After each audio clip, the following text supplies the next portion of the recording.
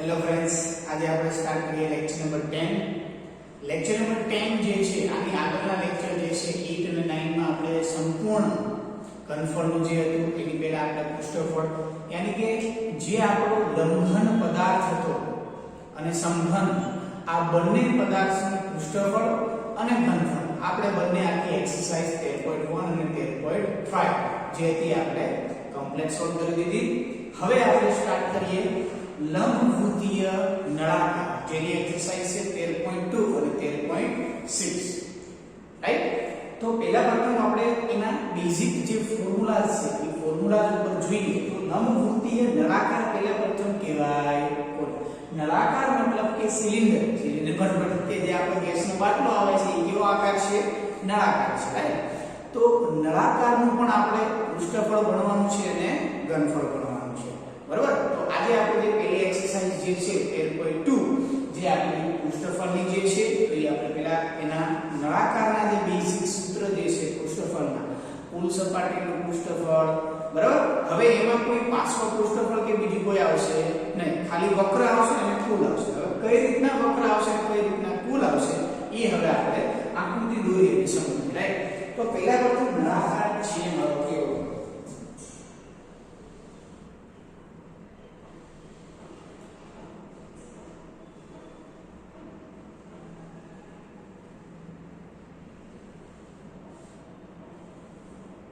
ચલો આ સિમ્પલી મારી પાસે શું છે? નળાકાર છે. હવે નળાકાર જ્યારે તમે જોશો ત્યારે તમને એમ થશે નળાકાર બને છે કઈ રીતના? રાઈટ? તો આપણે પહેલા આ બેઝિક જે આકૃતિ છે એની પહેલા એક સમતલવાળી આકૃતિ લઈએ અને પછી આપણે એનો નળાકાર બનાવીએ. રાઈટ? ચલો જો વિદ્યાર્થી સૂત્ર જ મેઈન વસ્તુ છે, બાકી દાખલા તો આપણે એક્સરસાઇઝ તો એકદમ ઈઝી થી આપણે સોલ્વ કરી લઈશું. રાઈટ? હવે જો હું પહેલા એક ખાલી સિમ્પલી શું કરું છું? એક લંબચોરસ લઉં છું. શું લઉં છું? લંબચોરસ આકારનો એક કાગળ લઉં છું. ઓકે? કેવો લીધો મેં? લંબચોરસ આકારનો એક પેજ લીધું અથવા કોઈ પણ પૂઠું લીધું, કોઈ પણ લઈ શકો. રાઈટ? કે જેની આ એક શું છે? લંબાઈ છે અને આ જે છે એ શું છે? પહોળાઈ છે.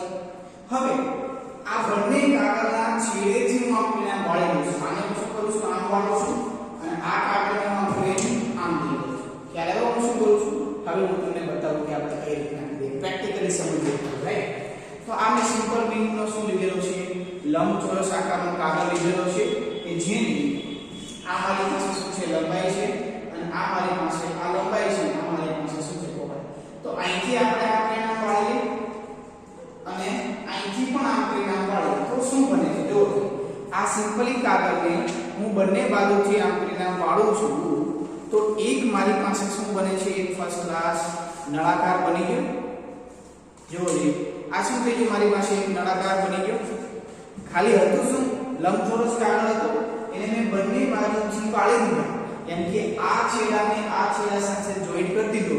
ઇટ મીન્સ કે આ મારી પાસે શું બની ગયો? એક નળાકાર બન્યો છે. જુઓ જી, જેની આરપાર પણ આપણે જોઈ શકીએ છીએ. રાઈટ? ઓકે? તો આ જે છે એ મારો શું બની ગયો? નળાકાર હતું. ખાલી પેજ કઈ રીતે આ ટાઈપનું પેજ હતું અને એને આપણે વાળીને આપણે નામ બનાવી. રાઈટ? ખ્યાલ આવી ગયો? ના આવી ગયો? બસ. હવે આનું ક્ષેત્રફળ જે છે એ તો મને ખ્યાલ છે. લંબચોરસનું ક્ષેત્રફળ એટલે શું? લંબાઈ ગુણ્યા પહોળાઈ. તો હવે તમને એમ થાય છે નળાકારનું શું છે? તો જો આપણે લંબચોરસ આકાર જે છે કાગળ એના આપણે નામ વાળો. આપણે શું કર્યું? એક બાજુથી એને ફોલ્ડ કર્યું. રાઈટ? તો ફોલ્ડ કરવાથી આ જે આકાર જે છે એ કેવો બની ગયો? નળાકાર બની ગયો. અને આ જે સપાટી છે, જે સપાટી જો આ સપાટી કેવી બની ગઈ? એને કહેવામાં આવે છે વક્ર સપાટી. શું કહેવામાં આવે છે? વક્ર સપાટી. આ જો આખે આખું આમ કેવું છે? વક્ર એટલે કે ગોળ એનો ફેરત રાખે છે. રાઈટ? તો આ જે સપાટી છે એને શું કહેવામાં આવે છે? વક્ર. બીજી વસ્તુ કે અહીંયા નીચે કોણ આવે છે? તો કે એક વર્તુળ આવે છે અને આ બાજુ પણ કોણ આવે છે? વર્તુળ. તો નળાકારમાં શું આવે છે?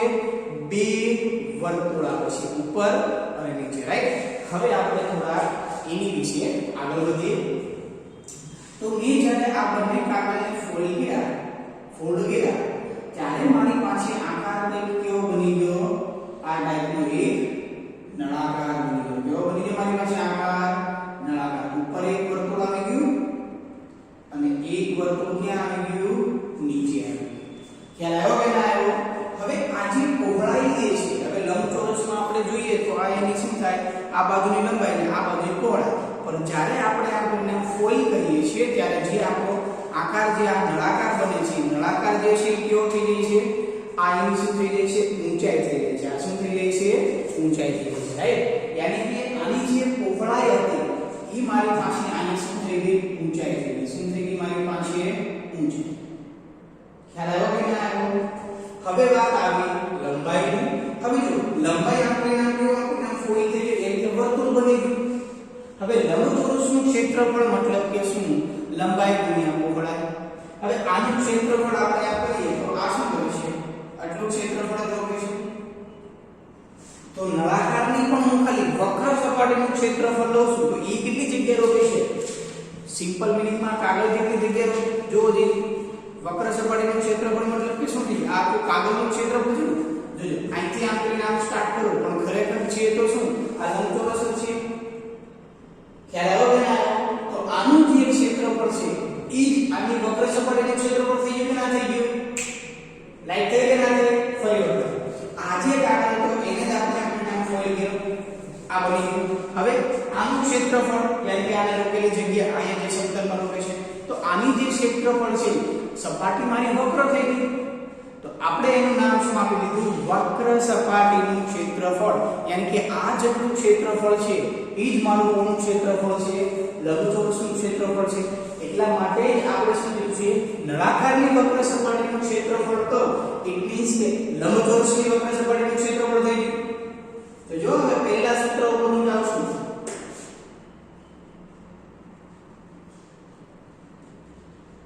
નળાકારની વક્ર સપાટીનું ક્ષેત્રફળ यानी કે લંબ ચોરસ નું ક્ષેત્રફળ હવે લંબચોરસ નું ક્ષેત્રફળ એટલે કે શું થઈ ગઈ લંબાઈ ગુણ્યા પહોળાઈ અને પહોળાઈ જે છે મારી જેમાં કન્વર્ટ થઈ ગઈ ઊંચાઈમાં કન્વર્ટ થઈ ગઈ તો અહીંયા પહોળાઈ એટલે હું h લખી શકું હવે જે છે મારી લંબાઈ ઇટ મીન્સ કે આ જે છે આ જેટલી પણ મારી લંબાઈ છે ઈ લંબાઈ જે છે મારો કેમાં કન્વર્ટ થઈ ગઈ વર્તુળમાં કન્વર્ટ થઈ ગઈ જે મારી લંબાઈ જે છે એમાં કન્વર્ટ થઈ ગઈ વર્તુળમાં કન્વર્ટ થઈ ગઈ જોજો આજે આખી આપણીના બોર્ડર છે આ લંબાઈ ઉપરની ભાગની એ આખી કેવી થઈ ગઈ વર્તુળમાં કન્વર્ટ થઈ ગઈ કે ના થઈ ગઈ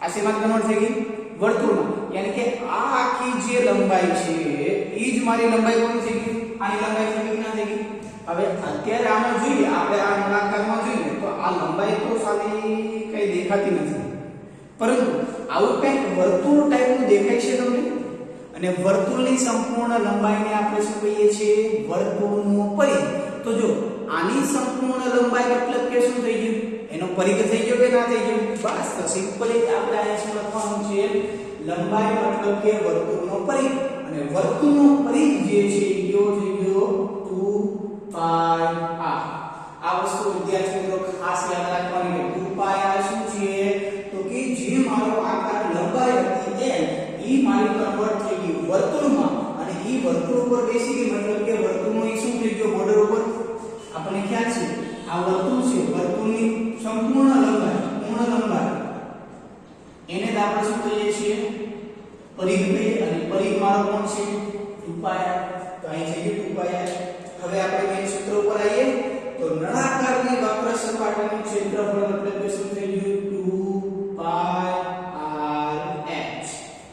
થઈ ગયું ના થઈ ગયું તો તમારે ખાલી સિમ્પલ શું યાદ રાખવાનું છે તો નળાકારની વક્ર સપાટીનું ક્ષેત્રફળ મીન્સ કે 2πrh કઈ રીતના આવે તો કે લંબચોરસને કન્વર્ટ કર્યો આપણે શેમાં નળાકારમાં કન્વર્ટ કર્યો હવે તમને એમ થાય સારું સાહેબ આમાં r કઈ રીતના આવે તો આજે લંબાઈને આપણે જ્યારે વર્તુળ આકાર કરી તો વર્તુળ આકારનું કંઈક શું હશે ત્રિજ્યા હશે કે નહીં હોય ઈ જ ત્રિજ્યા મારી કઈ થઈ ગઈ આ મારી ત્રિજ્યા છે અને ઈ ત્રિજ્યા ક્યાં આવી ગઈ અહીં આવી ગઈ પાઈની કિંમત તો તમને ખ્યાલ છે 22 ના છેદમાં 7 ઈ જે તમને રકમમાં કીધું છે એ આપણે લઈશું ખ્યાલ આવી ગયો સંપૂર્ણ જો ના ખબર પડે તો ફરી વખત જોજો જેથી કરીને તમને એક્ઝેક્ટલી શું કઈ રીતના સૂત્ર કહેવામાં આવે છે એ તમારે ખાસ યાદ રાખવાનું ખાલી મેન જે છે એનો કોન્સેપ્ટ વિદ્યાર્થી મિત્રો સમજવાનો છે, બાકી દાખલા તો આપણને આવડી જશે આપણને, કેમ કે આપણે તો હોશિયાર છીએ, રાઈટ?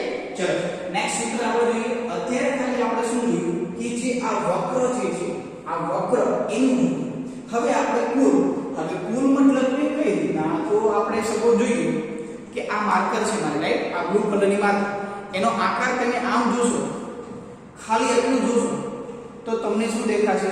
વર્તુળ દેખાશે. પરંતુ જ્યારે આમ જોશો યાર કે શું થઈ ગયું? નળાકાર.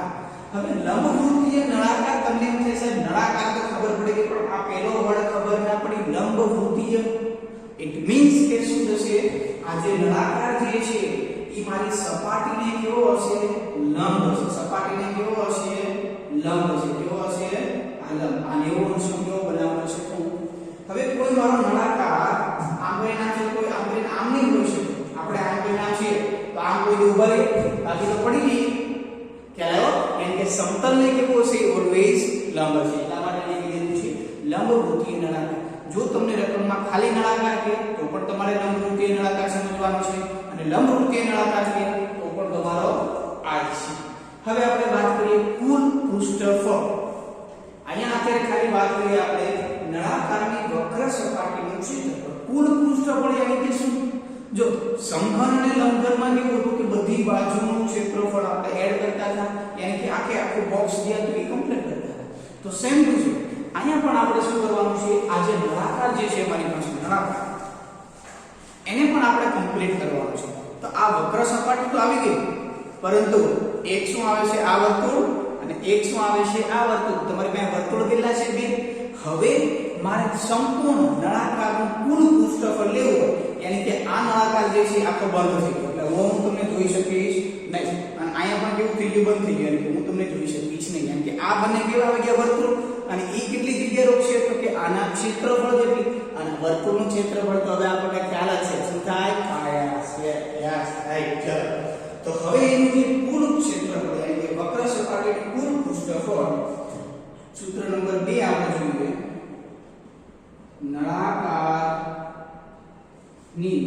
નળાકારનું કુલ પૃષ્ઠફળ આપણે, રાઈટ?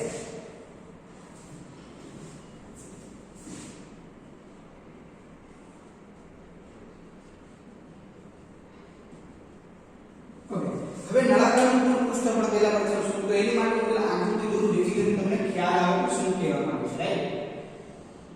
આપણે નળાકાર લીધો તો નળાકારમાં એક તો પાયામાં એક વર્તુળ આવેલું હોય છે, અને એક મથાળામાં યાની કે નીચે બંને બાજુ કોઈ પણ તમે પાયો લઈ શકો છો, રાઈટ? હવે જો આ જે વર્તુળ જે છે એનું એક આંકડે નામ, એક બીજું આંકડે નામ વર્તુળ તો આવેલું છે, ઉપર એક વર્તુળ અને એક નીચે એક વર્તુળ. ઢાંકણું આમે ઢાંકણું ખાલી ખોલ નાખ્યું, જાણે બાજુ બધું આમે ઢાંકણું ખોલે છે એને બધું. હવે આ જે ઢાંકણું જે છે આ ઢાંકણાનું ક્ષેત્રફળ યા તો વર્તુળ થઈ ગયું, તો વર્તુળનું ક્ષેત્રફળ શું થઈ ગયું? પાય. ત્રિજ્યા કેટલી છે? આ એટલે પાયા છે. આનું પણ જો આ પણ શું થઈ ગયું? મારી પાસે ક્ષેત્રફળ થઈ ગયું, તો આ શું થઈ ગયું? મારી પાસે પાય r². અને વક્ર સપાટીનું ક્ષેત્રફળ તો તમને ખબર છે 2πr/h. તો ખાલી એડ શું કરવાનું છે? તમારી પાસે આ a અને આ 2, અને બંનેની ત્રિજ્યા નળાકારમાં તો ત્રિજ્યા સમાન જ હોય છે. એટલા માટે હવે આપણે કુલ પૃષ્ઠફળ શું આવી ગયું? તો કે વક્ર સપાટીનું ક્ષેત્રફળ પ્લસ બંને વર્તુળનું ક્ષેત્રફળ. વક્ર સપાટીનું ક્ષેત્રફળ વત્તા પાયાનું ક્ષેત્રફળ. અને પાયામાં બે વર્તુળ આવેલા છે, તો બંને વર્તુળને આપણે એડ કરી. વક્ર સપાટીનું જો આ ગમે ત્યારે પૂછી જો કે બોલ ભાઈ વક્ર સપાટીનું, બોલ ભાઈ લંબઘનનું, બોલ સમઘનનું બધું જ આવડવું જોઈએ કે કોઈ એક સૂત્ર આપણે સમજી અને આપણે લખેલા છે. ઓકે, તો શું થઈ ગયું? 2πr/h બંને યાની કે પાયાનું ક્ષેત્રફળ, એક પાયામાં પાયા સ્ક્વેર છે, એક પાયો કોણ છે મારી પાસે? પાયા સ્ક્વેર, અને બીજો પણ પાયો મારી પાસે કોણ છે? પાય r². હવે તમે જુઓ આ પાયા સ્ક્વેર બે વખત છે, તો લખી શકું 2πr/h વત્તા 1 અને 2 યાની કે 2πr². આ બંનેમાંથી કોઈ કોમન નીકળે છે? ધ્યાનથી જુઓ, બંનેમાંથી કોઈ પણ વસ્તુ કઈ કોમન દેખાય છે? મને તો દેખાય છે, બરાબર? તમને દેખાતી હોય કે ના દેખાય? જો 2πr 2 પાઈ બે વખત આ છે એટલે કોમન તો નીકળે ને બાપુ 2 પાઈ r. હવે આમાં વધ્યા કોણ એક તો h વધ્યો વત્તા પ્લસ r ની બે ઘાત હતી એક ઘાત કોમન નીકળી ગઈ યાની કે ખાલી કોણ વધ્યા r. તો આ થઈ ગયું મારે મેન બે સૂત્ર કે ભાઈ ખાલી વક્ર સપાટીનું કે તો 2 પાઈ r h અને કુલ કે તો 2 પાઈ r કૌંસમાં h પ્લસ r. આ જે સૂત્ર છે વિદ્યાર્થી મિત્રો મેઈન વસ્તુ આજ સમજવાની છે. શું કહેવા માંગે છે આ વસ્તુ ખાસ એક વખત વિડિયો હજી રિવાઇઝ કરીને તમે જોઈ લો રાઈટ. હવે આપણે વાત કરીએ આની પછી ઘનફળ છે એ ઘનફળ તો આપણે પછી આપેલું છે કે નળાકારનું ઘનફળ શું થાય ત્યારે એની એક્સરસાઇઝ આપણે સોલ્વ કરશું ત્યારે. પણ અત્યારે ઓન્લી ફોર આપણે પૃષ્ઠફળ એટલે સરફેસ એરિયાની જ આપણે વાત કરીએ છીએ. હવે તમને એમ થાય છે નળાકાર ઓલવેઝ કેવો બંધ હોય છે? ના, ખુલ્લો પણ હોય છે. એને બંધ કરવો હોય તો એનું પૂરું પૃષ્ઠફળ જોઈએ. પણ તમને એમ થાય કે ધારો કે આપણી પાસે કોઈ પણ ઘરે કોઈ પણ એવો આકાર છે કે કોઈ જાડાઈ વાળો નળાકાર છે. હવે તમને એમ થાય છે જાડાઈ વાળો નળાકાર શું? તો એ જ વસ્તુ હવે આપણે સમજીએ. પહેલા આટલી વસ્તુ છે એક વખત નોટ ડાઉન કરી લો.